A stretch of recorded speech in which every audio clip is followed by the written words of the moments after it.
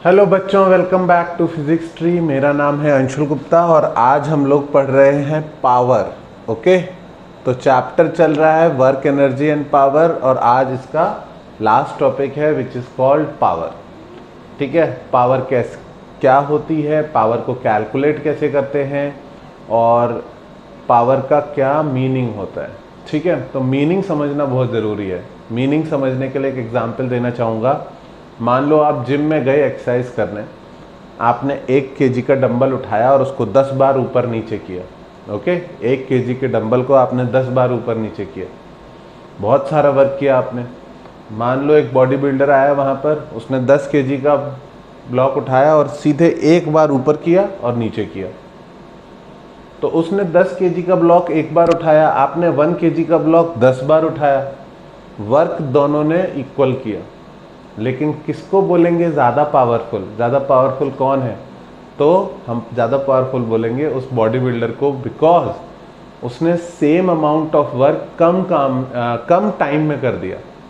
समझ रहे हो? सेम अमाउंट ऑफ वर्क उसने कम टाइम में किया, उसने एक ही बार में उठा के नीचे रख दिया और आपको 10 बार करने में ज़्यादा टाइम लगेगा।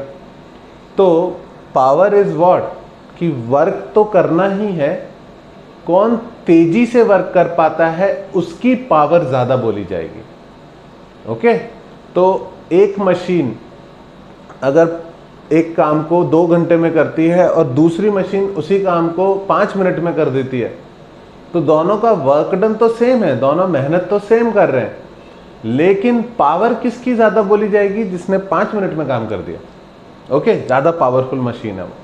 तो power basically is defined as, अगर मैथ से देखें तो power is defined as rate of work done per unit time. Power की बहुत सिंपल डेफिनेशन है, किस तेजी से, किस रेट पर वर्क हो रहा है per unit time. Every second कितना वर्क हो रहा है, दैट इज पावर। अगर सिंपल फॉर्मूला देखें तो it is work done upon time spent, कितना काम हुआ कितनी देर में। ओके, एक सिंपल एग्जांपल से समझा देता हूं। एग्जांपल्स बहुत अच्छे होते हैं, एग्जांपल से बात समझ में आ जाती है। अ machine does 3000 joule of work in 1 minute, ऐसा कुछ लिख दिया। एक मशीन 3000 जूल का वर्क करती है 1 मिनट में। ओके, वर्क की यूनिट सबको पता है, जूल होती है। तो एक मशीन 3000 जूल वर्क करती है 1 मिनट में, तो उसकी पावर कितनी बोलोगे? तो तुम बोलोगे सर ये बहुत ही आसान है, work done is 3000 joule upon time taken is 60 second. Sir 1 minute को आपने सेकंड में क्यों कन्वर्ट किया? ताकि एसआई यूनिट्स में बात कर सके, स्टैंडर्ड यूनिट में बात कर सके। इसको कैंसिल आउट करोगे तो ये हो जाएगा 50 जूल पर सेकंड। तो इस मशीन की पावर कितनी है? ये मशीन 50 जूल वर्क करती है एवरी सेकंड। हर सेकंड कितना वर्क करती जाएगी? 50 जूल। 1 सेकंड में 50 जूल, 2 में 100 जूल, 3 में 150 जूल, 4 में 200 जूल एंड सो ऑन। तो ये मशीन हर सेकंड 50 जूल वर्क करती जा रही है, तो इसकी पावर को क्या बोलेंगे? 50 जूल पर सेकंड को बच्चों नया नाम दे दिया what. What is the power? What is the unit of power? What is the unit of power? Okay, confuse तो नहीं हुए? तो पावर की जो यूनिट रहेगी, यूनिट, ठीक है, एसआई यूनिट, वो रहेगी जूल पर सेकेंड, और हमने इसको अलग नाम दे रखा है। क्या नाम दे रखा है? वॉट। ठीक है, अगर किसी चीज की पावर 1 वॉट है तो 1 what is 1 joule in 1 second. अगर कोई मशीन की पावर 1 वॉट है तो इसका मतलब वो हर सेकेंड कितना वर्क कर रही है? 1 जूल पर सेकेंड। ओके, किसी की यूनिट 5 वॉट है तो इसका मतलब हर सेकेंड वो कितना वर्क कर रही है, 5 जूल पर सेकेंड। तो बेसिकली पावर का ये फॉर्मूला है और इससे हमारे ज़्यादातर क्वेश्चन सॉल्व हो जाएंगे। लेकिन ये formula is total work done upon total time. और अब हमें पता है कि टोटल टाइम के लिए कैलकुलेट करते हैं जो चीज़ें हैं वो एक्चुअल में कौन सी वैल्यूज होती है, एवरेज वैल्यूज होती है। तो टेक्निकली ये जो हमने फॉर्मूला लिखा है ये किसका है, टोटल पावर, एवरेज पावर, पूरे वर्क में कितनी पावर जनरेट हुई। ओके, मशीन ने लंबे टाइम में कितनी पावर दी। एक दूसरी पावर भी होगी, कौन सी, इंस्टेंटेनियस वैल्यूज। तो इंस्टेंटेनियस वैल्यूज के लिए क्या हमें कुछ नया पढ़ना है, नहीं बच्चों, ठीक है, कंसेप्ट सेम है, power is rate of work done, ठीक है। इंस्टेंटेनियस वैल्यू के लिए हम थोड़ा सा डिफरेंट फॉर्मूला डिराइव कर लेंगे। अगर इंस्टेंटेनियस वैल्यू चाहिए तो हम उसको क्या लिखेंगे, dW/dt, work done per unit time for a very small moment of time. जिस मोमेंट की पावर चाहिए उस छोटे से मोमेंट में, उस छोटे से टाइम डिफरेंस में जो वर्क हुआ वही कैलकुलेट करके उसी से डिवाइड करेंगे। तो इंस्टेंटेनियस पावर का क्या फॉर्मूला हो जाएगा, dW/dt। Power is work upon time, instantaneous power is dW/dt। dW को क्या लिख सकते हैं बच्चों, force into a very small displacement, ठीक है।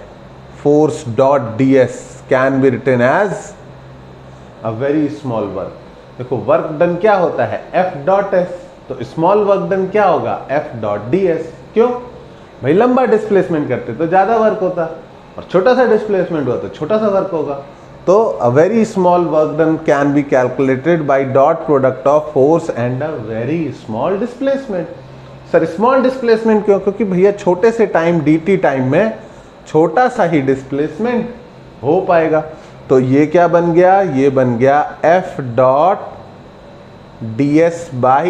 dt को ds के साथ क्लब कर दिया तो पता चला ये तो फॉर्मूला बन गया किसका, वेलोसिटी का। तो पावर का दूसरा फॉर्मूला हो गया F.v। तो इंस्टेंटेनियस पावर का क्या फॉर्मूला निकल आया, दूसरा फॉर्मूला लिख देता हूं, F.v।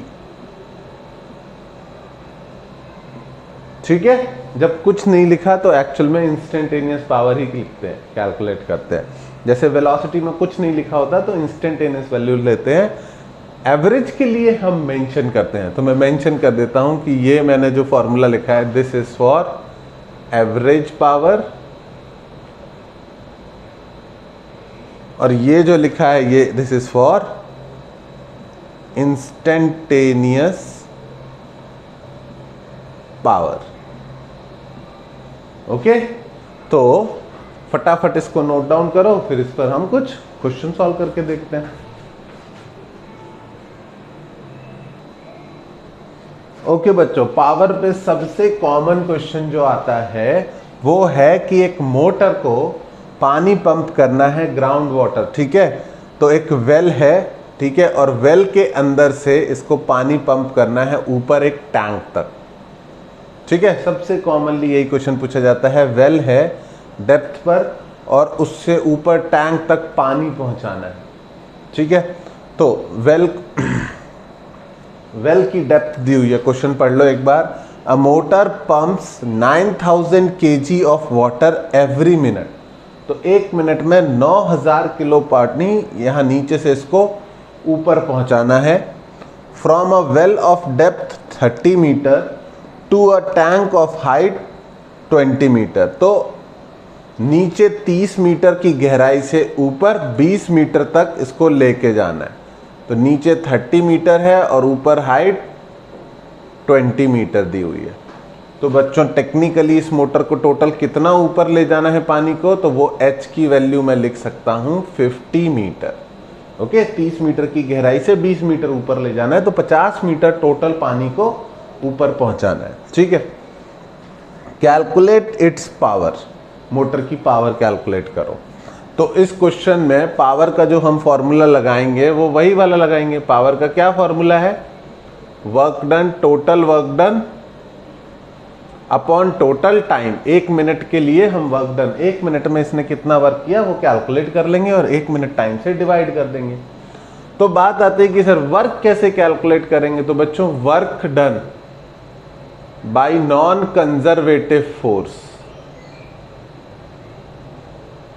Work done by non conservative force किसके बराबर होता है, change in kinetic energy plus change in potential energy. ये सीख लो, अगर ये नहीं आता तो तुमको सबको ये वाला पता है, net work done is equal to change in kinetic energy. पर नेट वर्क डन को 2 पार्ट्स में लिख दें, कंजर्वेटिव एंड नॉन कंजर्वेटिव, और फिर कंजर्वेटिव को उधर ले जाएं तो बन जाता है work done by non conservative, और वो किसके इक्वल होता है, काइनेटिक एनर्जी तो ऑलरेडी इधर है, minus work done by conservative. और negative work done by conservative, जितना भी कंजर्वेटिव फोर्स नेगेटिव वर्क करते हैं उतना सिस्टम की पोटेंशियल एनर्जी इंक्रीज होती है। तो ये हो गया work done by non conservative force is equals to change in kinetic plus change in potential. पर मैं बीच बीच में पूरे प्रूफ बहुत ज़्यादा डिटेल में जाके नहीं बता सकता। अगर आपको इसमें कुछ भी डाउट है तो प्लीज़ वर्क एनर्जी थ्योरम वाली वीडियो देख लेना, ठीक है, उसमें पूरा अच्छे से एक्सप्लेन किया था इसी चैप्टर में। तो work done by non conservative force कैसे निकाल सकते हैं, change in kinetic plus change in potential. Non conservative में कौन कौन से वर्क डन आते हैं, मोटर का वर्क डन, तुम्हारा मेरा वर्क डन यानी एक्सटर्नल फोर्स का वर्क डन, फ्रिक्शन का वर्क डन। बच्चों बेसिकली कंजर्वेटिव फोर्स तो गिने चुने ही होते हैं, ओके, एक ग्रेविटेशनल, एक स्प्रिंग, एक इलेक्ट्रोस्टैटिक। उसके अलावा कोई फोर्स है तो वो कैसा होना है, नॉन कंजर्वेटिव, ठीक है, अनलेस क्वेश्चन में गिवन हो कुछ और। तो नॉन कंजर्वेटिव का वर्क डन निकालना है तो change in kinetic plus change in potential. तो वर्क डन का फॉर्मूला हुआ चेंज इन काइनेटिक। जब तक इस पूरी प्रोसेस में पानी किस वेलोसिटी से निकल रहा है ये गिवन ना हो, ध्यान से सुन लो, जब तक यहाँ पर ये जिस वेलोसिटी से पानी को फेंक रहा है वो गिवन ना हो तब तक आपको चेंज इन काइनेटिक एनर्जी क्या माननी है, 0। चेंज इन काइनेटिक एनर्जी सिर्फ तभी बात करनी है जब वो दे दे कि ये जो पानी निकल रहा है ये पर सेकंड किस स्पीड से निकल रहा है, और वो पर सेकंड स्पीड निकालने के लिए कुछ इन्फॉर्मेशन होनी चाहिए। यहाँ पर ऐसी कोई इन्फॉर्मेशन नहीं है, पाइप का क्रॉस सेक्शन एरिया होना चाहिए, ऐसा कुछ गिवन नहीं। तो जब आप वेलोसिटी नहीं निकाल सकते तो आपको क्या मानना है कि ये जो भी है निकलने की स्पीड पानी की वो बहुत कम है, पाइप का साइज बड़ा होगा या जो कुछ भी होगा, पानी के यहाँ बाहर निकलने की स्पीड बहुत कम है। तो चेंज इन काइनेटिक एनर्जी क्या लेना है, 0 plus change in potential energy. Change in potential energy कितनी होगी, mgh, ओके। तो वर्क डन कितना आ गया, इस मोटर ने क्या किया, पानी की काइनेटिक एनर्जी का हमें पता नहीं पर पोटेंशियल एनर्जी जरूर बढ़ा दी, नीचे से ऊपर ले गए तो पोटेंशियल एनर्जी कितनी हो गई, प्लस mgh। कितना इंक्रीज हुआ, प्लस mgh। तो वर्क डन बच्चों आया, वर्क डन मास कितना है 9000 kg, g की वैल्यू तो 10 हम चलाते ही आ रहे हैं हमेशा से, और h कितना है 50, ओके। तो वर्क डन आया 9 5 जा 45, 1 2 3 4 5, ठीक है, इतने जूल वर्क कर रहा है ये मोटर, ठीक है। तो इसको इधर डालेंगे तो 45 के आगे 5 0, इतना जूल कितने सेकंड में बच्चों, 1 मिनट में इतना काम कर रही है मोटर, तो 60 सेकेंड, ठीक है। अब खुशी खुशी इसको कैंसिल आउट करो, 6 7 इज 42, 6 5 इज 35, 6 5 इज 30, ये भी हो गया, और 1 2 3 0 बचे, इतने जूल पर सेकेंड। आगे बच्चों मोटर की पावर समझ में आया, कोई दिक्कत तो नहीं, तुम रिवाइंड करके देख सकते हो, कुछ दिक्कत हो जाए तो। इसको हम क्या लिख सकते हैं, 75,000 वॉट, ठीक है, वॉट, 1 जूल पर सेकेंड को 1 वॉट बोलते हैं। इसको हम और क्या लिख सकते हैं, 75 किलो वॉट, क्योंकि बच्चों किलो मतलब 10⁻³ होता है, तो 75 किलोवाट, सही से लिख दूं, किलोवाट। समझ में आया? तो मोटर की पावर 3 पॉसिबल केसेस पढ़ाऊंगा। एक, जब पानी की वेलोसिटी ना गिवन हो, ठीक है, तो उस केस में सिर्फ मोटर ने क्या किया, पानी को ऊपर पहुंचाया, तो ऐसा क्वेश्चन भी आ सकता है। दूसरा, जिसमें मोटर को पानी को ऊपर नहीं पहुंचाना है, सिर्फ बाहर की तरफ थ्रो करना है, ठीक है। एक सेकेंड समझाता हूं, पहले इसको फटाफट पॉज करके नोट डाउन कर लो, ठीक है। पॉज करके नोट डाउन कर लिया बच्चों, ठीक है। इसको हटा रहा हूं, एक दूसरा केस समझाता हूं। बोलते कि सर कभी वेलोसिटी गिवन हो सकती है, बिल्कुल गिवन हो सकती है, ठीक है। जैसे हमको, हमारे पास एक टैंक में पानी है और अब हम उसको फिल नहीं कर रहे हैं, हमें वो टैंक से पानी बाहर फेंकना है, ठीक है, ठीक है। टैंक से पानी हमको बाहर फेंकना है और उसके लिए हम एक मोटर यूज कर रहे हैं, ठीक है। तो हमने एक मोटर कनेक्ट कर दी यहां पर,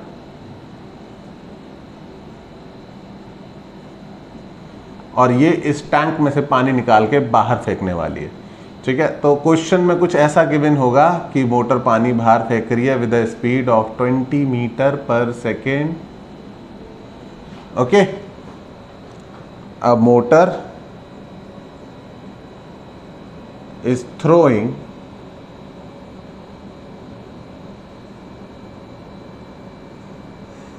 50 kilogram water every second at a rate of, at a speed of 20 meter per second. Calculate power of motor. Motor की पावर कैलकुलेट, अभी भी cross section area of pipe नहीं गिवन है, पर आपको वैल्यू सारी दे दी है। क्रॉस सेक्शन का क्या यूज है ना, थोड़ी देर में समझाता हूं, पहले सिंपल वाले केस बता दूं तब कॉम्प्लिकेट करूंगा, ठीक है। तो इस केस में कैसे पावर निकालोगे भाई, power is equals to work done per unit time. इस बार तो 1 सेकंड का ही वर्क डन निकल जाएगा, पहले वर्क डन निकालते हैं। Work done by non conservative force क्या होता है, change in kinetic energy plus change in potential energy. इस बार पानी के लेवल के बारे में कोई इंफॉर्मेशन नहीं गिवन होगी, ठीक है। तो भाई ये सेम लेवल से पानी ले रहा है और सेम लेवल पे पानी फेंक रहा है, बाद में पानी ऊपर जाए नीचे जाए उससे मोटर को कोई लेना देना नहीं है, ठीक है। सामने की तरफ पानी फेंक रहा है, तो अगर ये सामने की तरफ पानी फेंक रहा है तो इस बार चेंज इन पोटेंशियल एनर्जी 0 होगा। तो फिर मोटर कौन सा काम कर रही है, नॉन कंजर्वेटिव कौन है, non conservative force is motor का फोर्स, एक्सटर्नल फोर्स तुम्हारा मेरा वर्क डन, ओके। तो चेंज इन काइनेटिक एनर्जी बिल्कुल हो रहा है, टैंक के अंदर पानी रेस्ट पर था और बाहर निकला तो उसके पास वेलोसिटी, तो कितना हो गया, half m v square minus u square is 0, ठीक है। तो चेंज इन काइनेटिक एनर्जी आ गया, तो ये हो गया वर्क डन बाय मोटर। कितना है, हाफ इंटू 1 सेकेंड में कितना मास फेंक रहा है 50 kg और वेलोसिटी कितनी है 20 का स्क्वायर, तो हो गया 400 बाई 2, 200 इंटू 500, तो बच्चों ये आया 200 इंटू 50 होगा, हाँ 200 इंटू 50, तो 3040 जूल, ठीक है। करके देख लेना, कैलकुलेशन मिस्टेक हो तो करेक्ट कर लेना, ठीक है, ब्लाइंडली फॉलो मत करना, ठीक है। तो power is work done per unit time, तो work done per unit time है, तो वर्क डन कितना हुआ इस बार 10,000 जूल, और टाइम कितना है इस बार 1 सेकेंड के लिए दिया था तो 1 सेकेंड, ओके। तो ये हो गया क्या 10,000 जूल पर सेकेंड। इसको हम पावर को क्या बोल देंगे 10,000 वॉट, और क्या बोल देंगे 10 किलोवाट, ठीक है, तो गलती मत करना, पता चला 10,000 सही आंसर निकाले, देखा ऑप्शन में तो 10,000 गिवन ही नहीं है। क्वेश्चन किलोवाट में कई बार आंसर गिवन होता है, तो ये भी क्लियर हो जाना चाहिए। ठीक है, ये दो इजी केसेस हैं, इनको तो छोड़ना ही नहीं है कुछ भी हो जाए। ठीक है, तो फिर डिफिकल्ट केस कौन सा है? थोड़ा सा फ्लूइड मैकेनिक्स का यूज आ सकता है इसमें। और फ्लूइड मैकेनिक्स अगर तुम 11th में हो तो तुमने इस टाइम पर नहीं पढ़ी होगी, तो I will try to explain it before using it in my question. ठीक है, पहले एक्सप्लेन करूंगा शॉर्ट में, बहुत ज्यादा फ्लूइड्स में नहीं जाएंगे, शॉर्ट में। फटाफट इसको नोट डाउन करो। ठीक है, अच्छा, एक नई चीज समझा रहा हूं। ठीक है, फ्लूइड्स में ये चीज आप काफी डिटेल में पढ़ोगे, मैं सिर्फ इतना बता दूं जितना इस चैप्टर में यूज पढ़ सकता है। ठीक है, तो इसको बोलते हैं बच्चों, एक होता है मास फ्लो रेट और एक होता है वॉल्यूम फ्लो रेट। मास फ्लो रेट कितना होता है, कितना मास पर यूनिट टाइम फ्लो हो रहा है, एक सेकंड में कितना मास फ्लो हो रहा है, वाटर का या ऑयल का या कोई भी लिक्विड हो जो फ्लो हो सकता है, तो उसका मास फ्लो रेट क्या होगा, मास पर यूनिट टाइम। इसकी यूनिट यूजुअली क्या रहेगी, किलोग्राम पर सेकेंड। कोई और यूनिट भी यूज कर सकते हैं, पर ऐसा ही यूनिट्स अगर यूज करनी है, जूल में आंसर चाहिए, वॉट में आंसर चाहिए, तो किलोग्राम पर सेकेंड ही यूज करना। वॉल्यूम फ्लो रेट क्या होता है लिक्विड का, कितना वॉल्यूम फ्लो हो रहा है पर यूनिट टाइम। तो इसकी क्या यूनिट रहेगी, वॉल्यूम की बच्चों होती है मीटर क्यूब पर सेकेंड। ठीक है, इसकी ऐसा यूनिट मीटर क्यूब पर सेकेंड रहेगी। अब मुझे बताओ कि वॉल्यूम फ्लो रेट कैसे निकाले। अगर हमको गिवन है एक पाइप है जिसका क्रॉस सेक्शन एरिया है A और इसमें पानी फ्लो हो रहा है with a speed v speed से पानी फ्लो हो रहा है। ओके, तो v स्पीड से अगर पानी फ्लो हो रहा है तो बच्चों लेट्स से इसकी लेंथ है L। ठीक है, इसकी लेंथ क्या है L। तो हम वॉल्यूम क्या रख सकते हैं, इसका वॉल्यूम कितना हुआ, कितना पानी है इसके अंदर, पाइप के अंदर, तो वॉल्यूम होगा cross section area into length. Clear लिख दूं या समझ लोगे, वॉल्यूम कितना होता है, किसी भी शेप का वॉल्यूम होता है cross section area into length upon time. Volume को लिख दिया एरिया इनटू लेंथ। ठीक है, अगर तुम्हें नहीं समझ में आ रहा हो ना तो याद करना बच्चों, सिलेंडर का वॉल्यूम होता है पाई आर स्क्वायर एच। तो यहां पाई आर स्क्वायर क्या होता है, क्रॉस सेक्शन एरिया, और लेंथ क्या होती है, सिलेंडर की हाइट। तो हमेशा cross section area into height या लेंथ किसके बराबर आएगी, वॉल्यूम के बराबर। ठीक है, तो वॉल्यूम हो गया cross section area into length. अब इसमें एरिया इनटू कितनी लेंथ ये पानी पर यूनिट टाइम चलेगा, एवरी सेकेंड ये पानी कितनी लेंथ चल रहा है, उसको लिख सकते हैं लेंथ अपॉन टाइम। और लेंथ अपॉन टाइम को बच्चों क्या बोल देंगे, इस पानी की वेलोसिटी। तो a इंटू वी। एक और स्टेप लिख दूं, चलो एक और स्टेप लिख देता हूं, समझा रहा हूं ना फर्स्ट टाइम, और कुछ लोग 11th वाले भी हैं, उन्होंने पहले नहीं देखा है सब। तो cross section area into velocity is volume flow rate. Volume flow rate का क्या फॉर्मूला हुआ, a इंटू वी। ठीक है, चलो अब ध्यान से देखो, मास क्या होता है, डेंसिटी इंटू वॉल्यूम पर यूनिट टाइम। डेंसिटी कितना है, रो, और यहां क्या बन गया, वॉल्यूम पर यूनिट टाइम। तो ये तो वॉल्यूम फ्लो रेट ही आ गया। तो density into volume flow rate कितना है, AV, तो ये क्या बन गया, रो AV। तो अगर आपको मैं पाइप का क्रॉस सेक्शन एरिया दे दूं, ये क्या है, पाइप का क्रॉस सेक्शन एरिया, और क्या दे दूं, वो वेलोसिटी ऑफ फ्लूइड, जो भी फ्लो हो रहा है, पानी है, ऑयल है या कोई और चीज है, और क्या हो गया, डेंसिटी। तो density into cross section area into velocity, rho a v. Mass flow rate का क्या फॉर्मूला याद रखना है आपको, रो ए वी।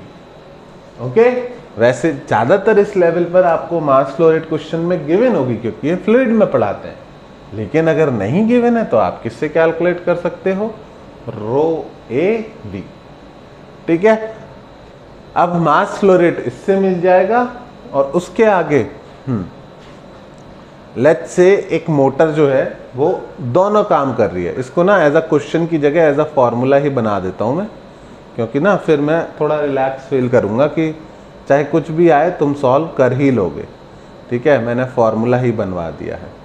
तो एक मोटर जो है वो पानी नीचे से पुल कर रही है फ्रॉम अ डेप्थ डी या कुछ भी, और उसको h हाइट ऊपर ले जा रही है, और ऊपर जो है वो पानी किसी हाई स्पीड से बाहर निकल रहा है जो वेलोसिटी गिवन है v। तो इस केस में मोटर दोनों काम कर रही है। क्या कर रही है, h हाइट ऊपर भी ला रही है पानी को, ठीक है, और v स्पीड से बाहर भी फेंक रही है। इसका क्रॉस सेक्शन एरिया हो सकता है गिवन हो a, किसका, पाइप का क्रॉस सेक्शन एरिया। तो area of cross section pipe का a गिवन है, v जो है वाटर की वेलोसिटी है, h तो हाइट है ही, और वाटर की डेंसिटी बच्चों हमें पता होती है rho 1000 kg per metre cube, पर नहीं तो क्वेश्चन में गिवन होगी। ठीक है, density of rho, density of water is also known. तो इस केस में पावर ऑफ मोटर कितनी आएगी, तो तुम लिखोगे work done per unit time. और वर्क डन, अब पावर का, मोटर का क्या क्या वर्क डन है, चेंज इन काइनेटिक एनर्जी भी हो रहा है और चेंज इन पोटेंशियल एनर्जी भी हो रहा है per unit time. Change in kinetic energy half m v square minus, नीचे तो कुएं के अंदर तो पानी रेस्ट पर ही होगा, तो half m v square minus u square. अगर ना हो रेस्ट पर तो यहाँ पर u की वैल्यू डाल देना, पर बच्चों ज़्यादातर पानी तो कुएं में से खींचते हैं और उसके अंदर पानी रेस्ट पर ही होता है, plus change in potential energy mgh divided by time. तो ये क्या बन गया, ध्यान से देखते रहना फोकस करके, mass upon time into v square. बच्चों ये क्या बन गया, mass flow rate into v square plus mass upon time into g H.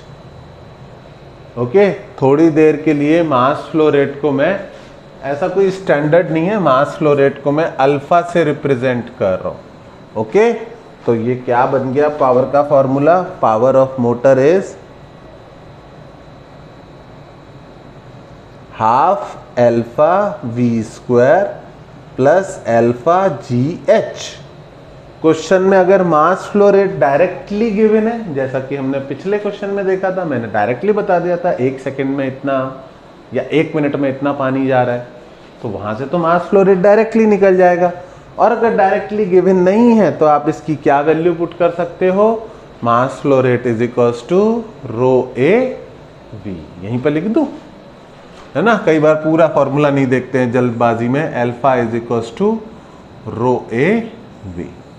तो यहीं से आइडिया लग जाएगा और आप इसमें वो वैल्यूज पुट कर सकते हो। तो हो जाएगा हाफ रो ए, एक वेलोसिटी उधर से आएगा, 2 ऑलरेडी है, we Q plus row a we ji H. तो एक ये फॉर्मूला अगर आपको पता है, पता से मतलब रटना नहीं है, इसका डेरिवेशन आपने एक आध बार किया हुआ है, तो अब कितना भी कॉम्प्लिकेटेड करते रहे मोटर का केस आपसे गलत नहीं होगा, क्योंकि इससे ज्यादा और क्या करेगी, पानी को ऊपर ले आई बाहर भी फेंक दिया, और कोई काम थोड़ी है मोटर का। तो ठीक है, इसको नोट डाउन कर लो बच्चों अच्छे से, ठीक है, खुद से डिराइव कर लो, हो सके तो बहुत अच्छा रहेगा आपके लिए। ओके बच्चों, अब नेक्स्ट क्वेश्चन मोटर से रिलेटेड नहीं है, कार के इंजन से रिलेटेड है। क्या गिवन है कि a car moves with constant velocity on a flat road. Flat road है, बाद में एक इंक्लाइन रोड पे भी करेंगे। तो एक कार जो है वो एक फ्लैट रोड पे दौड़े जा रही है। कार का मास गिवन है 500 kg और वेलोसिटी गिवन है 20 metre per second. Constant velocity से दौड़ते चली जा रही है। If the engine delivers a power of 600 kilowatt, अगर इंजन कितनी पावर जनरेट कर रहा है, 600 kilowatt, calculate the net resistive force on the car. तो अगर इंजन की पावर इतनी गिवन है तो कार पर नेट रेजिस्टिव फोर्स कितना लग रहा है, ठीक है, कितना एयर रेजिस्टेंस, कितना फ्रिक्शन का रेजिस्टेंस, जितने भी रेजिस्टिव फोर्सेस लग रहे हैं वो कितने हैं कार पर। तो इस तरह के क्वेश्चन में क्या दिक्कत आती है कि सर कार के इंजन की पावर दी है और फिर रेजिस्टिव फोर्स की बात कर ली, रेजिस्टिव फोर्स की तो पावर दी ही नहीं है। तो इसमें तुम्हें क्या सोचना है कि इसमें जो भी नेट पावर होगी किसी भी ऑब्जेक्ट पर, 2-3 फोर्सेस पावर लगा रहे हैं, इसका इंजन का भी फोर्स है, एक्सटर्नल एयर रेजिस्टेंस भी है, तो इसमें पावर ऑफ इंजन अलग होगी और पावर ऑफ रेजिस्टिव फोर्स अलग होगी। ये पॉजिटिव कंट्रीब्यूट करेगी जबकि रेजिस्टिव फोर्स की पावर निगेटिव आएगी। तो नेट पावर जो है वो किसके बराबर होना चाहिए, net work done per unit time, ठीक है। और इसको हम क्या लिख सकते हैं, इसको हम लिख सकते हैं जितने भी फोर्सेस वर्क डन कर रहे हैं इसको, ठीक है, अगर net work done by all the forces लूं मैं, ठीक है, work done by all the forces, तो work done by all the forces किसके बराबर आएगा, सिर्फ इंजन की बात नहीं कर रहा हूं मैं कह रहा हूं सारे फोर्सेस का, इंजन का फोर्स, रेजिस्टिव फोर्स, कल को ग्रेविटी आ जाए तो ग्रेविटी का भी फोर्स, सारे फोर्सेस का नेट वर्क डन क्या होगा, चेंज इन काइनेटिक एनर्जी पर यूनिट टाइम। और क्वेश्चन में क्या दिया हुआ है कि वेलोसिटी कांस्टेंट है तो काइनेटिक एनर्जी का चेंज कितना है, 0। तो नेट पावर क्या है, 0।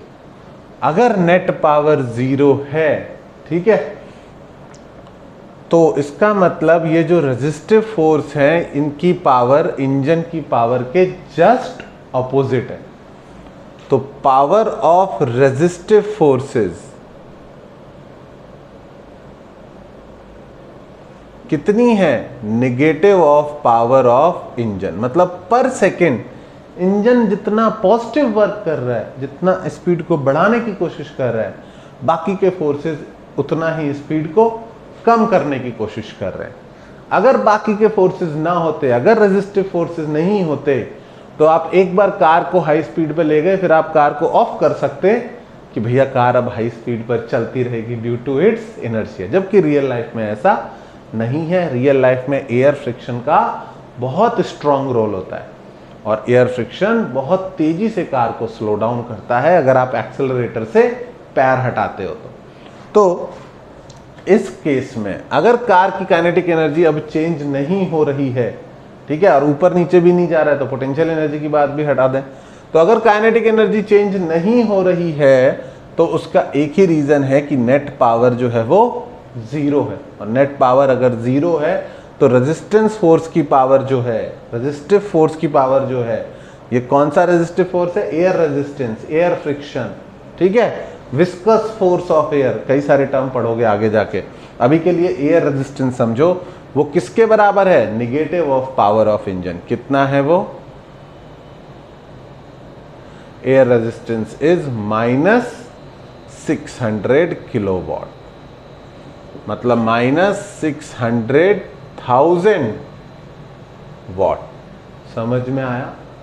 अब रेजिस्टिव फोर्स किधर लग रहे होंगे, अगर मोशन आगे की तरफ हो रहा है तो एयर रेजिस्टेंस किधर लग रही होगी, पीछे। इसी की वैल्यू पूछी हुई है।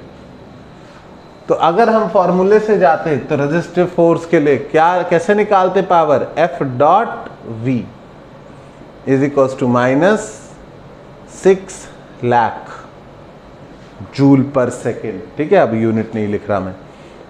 फोर्स कितना है, पीछे की तरफ, वेलोसिटी आगे की तरफ, तो डॉट प्रोडक्ट कैसा आएगा, नेगेटिव एफ इंटू, ऐसे भी लिख सकता हूं f into v into cos 180 degree. पर मैं उम्मीद करता हूं इस पॉइंट पर आपको पता है कि अपोजिट डायरेक्टेड क्या कहते हैं वेक्टर्स हैं, तो उनका डॉट प्रोडक्ट नेगेटिव आता है क्योंकि cos 180 -1 होता है। तो minus f into v is equals to this, minus f into v कितना है 20 metre per second is equals to -6000000, ठीक है।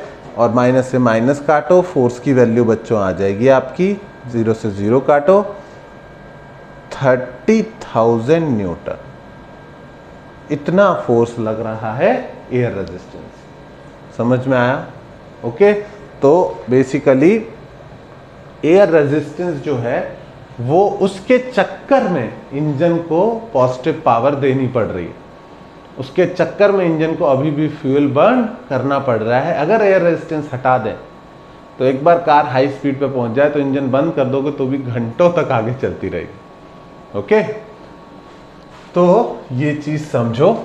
ये थोड़ा सा लोगों को समझ में नहीं आता है कि सर ये क्या हो गया, आपने पावर एकदम से जीरो क्यों कर दिया। फिर से बता दूं, net power is equals to net work done upon time.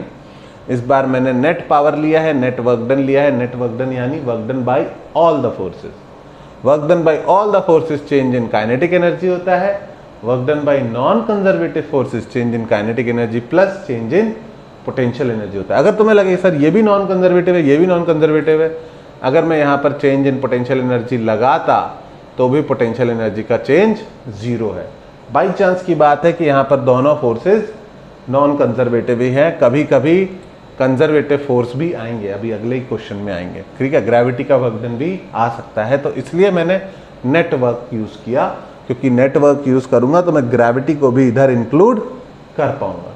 Okay, तो ठीक है, एक और क्वेश्चन देखते हैं इस पे, थोड़ा सा डिफिकल्ट। ये वाला तो बहुत ही स्ट्रेट फॉरवर्ड हो गया।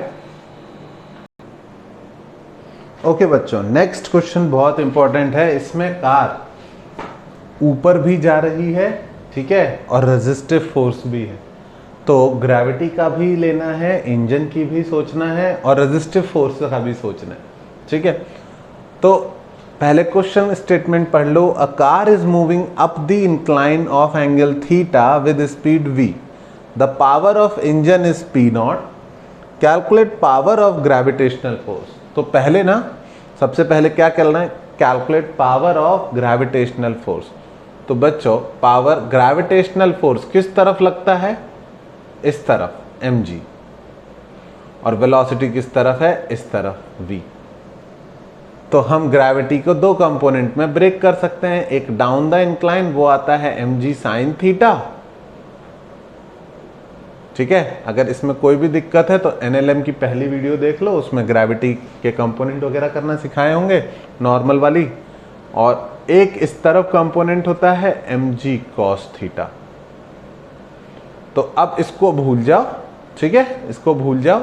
ये दोनों कंपोनेंट हैं ग्रेविटी के, मिलके वही काम करेंगे जो अकेले ग्रेविटी कर रही है। तो तुम देखोगे कि अगर वर्क डन बाय ग्रेविटी निकालना पड़े या पावर ऑफ ग्रेविटी निकालना हो तो हम F डॉट V कर सकते थे, ठीक है। अब ग्रेविटी के दोनों कंपोनेंट की पावर निकालनी है, तो डॉट प्रोडक्ट कौन से वेक्टर्स का जीरो होता है, तो तुम्हें याद आएगा सर परपेंडिकुलर वेक्टर्स का डॉट प्रोडक्ट जीरो होता है। तो mg cos थीटा का dot product zero. Dot product mg sin theta, opposite vectors हैं, तो डॉट प्रोडक्ट कैसा आएगा, पॉजिटिव या नेगेटिव।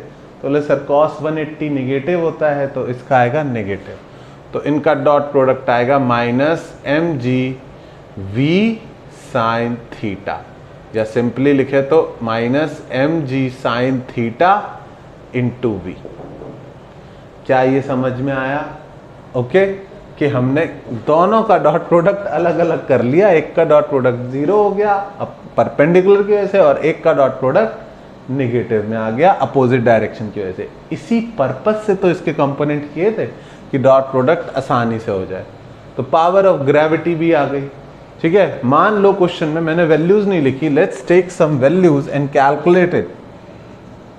m की वैल्यू है 500 kg, कार मुझे 500 kg की सही लगती है। वेलोसिटी है 20 मीटर पर सेकेंड, ज़बरदस्ती क्यों वैल्यूज़ चेंज करनी। और एंगल है थीटा कुछ ऐसा जो जिसका साइन बढ़िया आ जाए, थीटा का साइन बढ़िया आ जाए तो 30 डिग्री। ओके, तो चीज़ों को आसान रखने की कोशिश कर रहे हैं समझने के लिए। तो पावर ऑफ ग्रेविटी आई बच्चों -500 into 10 into sine 30 is 1/2 into velocity is 20। तो पावर आई मस्त एकदम 5 के आगे 4 0, इतने वॉट। ठीक है, ये है पावर ऑफ ग्रेविटी। अब क्वेश्चन में इंजन की भी कुछ पावर गिवन है, तो इंजन की पावर इससे तो बड़ी ही होनी चाहिए क्योंकि इंजन ग्रेविटी के अगेंस्ट तो ले ही जा रहा है, रेजिस्टिव फोर्सेस के अगेंस्ट भी ले रहा है। लेट्स से पावर है इंजन की 80,000 वॉट यानी 80 किलो वॉट। ठीक है, तो पावर इंजन की कितनी गिवन है, 80,000 वॉट गिवन है। तो बच्चों अब आप क्या कैलकुलेट कर सकते हो, पावर ऑफ रेजिस्टिव फोर्स। कैसे कैलकुलेट कर सकते हो, आप लिखो नेट पावर इक्वल्स टू क्या होगा, net work done upon change upon time. अब मैं नेट पावर में कौन कौन से फोर्सेस की पावर ले रहा हूं, ग्रेविटी की, इंजन की और रेजिस्टिव फोर्सेस की। और नेट वर्क डन में क्या क्या आना चाहिए, जब मैंने हर तरह के फोर्स लिए, कंजर्वेटिव भी और नॉन कंजर्वेटिव भी, तो net work done by all the forces कितना होता है, चेंज इन काइनेटिक एनर्जी। अगर यहाँ पर सिर्फ नॉन कंजर्वेटिव फोर्सेस होते तो क्या लिख सकते थे, power of non conservative forces. तो work done by non conservative force लेते, change in kinetic plus change in potential. अभी क्या है, चेंज इन काइनेटिक। क्यों, क्योंकि ऑल द फोर्सेस की बात कर रहे हैं, सिर्फ कंजर्वेटिव की बात नहीं कर रहे हैं। इस चीज़ को बच्चों बहुत बहुत बहुत क्लियर करने की ज़रूरत है कि net work done by all the forces होता है चेंज इन काइनेटिक एनर्जी, और work done by conservative forces होता है negative change in potential energy, और work done by non conservative forces होता है change in kinetic energy plus change in potential energy. पता नहीं कितनों की फिजिक्स रुक गई इस कंफ्यूजन के चक्कर में, तुम अपनी मत रुकने देना। ठीक है, इसकी वीडियो अलग से बनाई हुई है, वो देख लेना अगर फंस रहे हो तो। यहाँ पर कार कांस्टेंट वेलोसिटी से जा रही है तो change in kinetic energy 0 equal to 0, यानी इन तीनों का सम क्या आएगा, 0। ग्रेविटी की पावर हमने निकाली -50 किलोवाट या 50,000 वॉट, इंजन की है 80 किलोवाट या 80,000 वॉट, और रेजिस्टिव फोर्स की पावर चाहिए थी इक्वल टू 0। कितनी आ गई रेजिस्टिव फोर्स की पावर, प्लस का 50 माइनस का 80 यानी -30 किलोवाट। समझ में आया।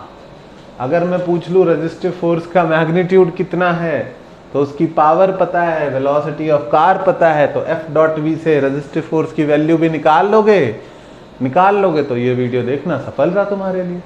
ठीक है, तो वर्क एनर्जी पावर में these are the most common type of question. हाँ, ऐसे क्वेश्चन सबसे ज्यादा पूछे जाते हैं। इसको नोट डाउन करो, तब तक मैं कुछ और सोचता हूं। ओके बच्चों, इसके बाद देखने हमको कुछ क्वेश्चंस इसमें इंटीग्रेशन बेस्ड आते हैं। इंटीग्रेशन का पार्ट इजी है क्योंकि x की पावर n का ही इंटीग्रेशन आता है। समझने वाला पार्ट जरूरी है। क्वेश्चन में दिया है power delivered to a particle by a variable force. Force नहीं गिवन है, बोला वेरिएबल फोर्स है। Power delivered to a particle by a variable force is P0। तो पावर जो है वो P0 है। बच्चों जब भी ये नॉट वगैरह लगाते हैं ना, इसका मतलब होता है कांस्टेंट है। ओके, जब भी P के आगे P1 P2 P3 लगा देना तो ज्यादातर उसका मतलब होता है कि वो वैल्यू कांस्टेंट है, वो एक कांस्टेंट रिप्रेजेंट करता है। यहाँ वो 100 वॉट लिखना चाह रहे थे पर नंबर नहीं देना चाह रहे थे, इसलिए P0 दे दिया।